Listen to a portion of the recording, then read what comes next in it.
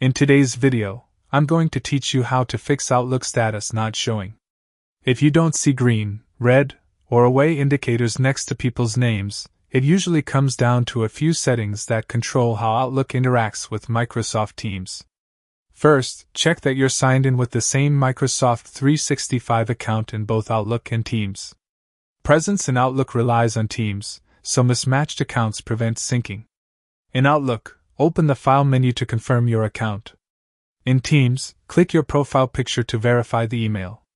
If they differ, sign out and back and so both apps use the same account.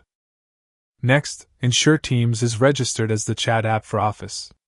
In Teams, click the three dots near your profile picture, go to Settings, select General, and check Register Teams as the chat app for Office. This enables Office apps, including Outlook, to display Teams presence. Fully restart both Teams and Outlook after making this change.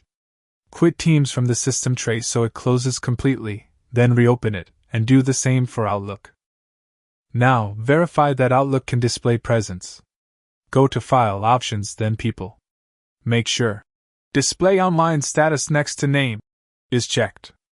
If grayed out, the Teams registration may not have fully applied, or your organization may enforce policies controlling presence.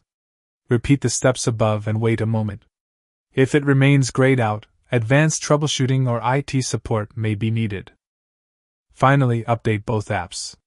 In Outlook, go to File, Office Account, Update Options, and choose Update Now. Teams usually updates automatically, but check manually in Settings. Updates fix bugs and improve presence syncing. After completing these steps, allow time for status to sync. Availability can also reflect Teams activity and calendar events. If your calendar shows a meeting, Outlook may show you as busy. With correct accounts, registration, permissions, and updates, presence indicators should appear next to names again.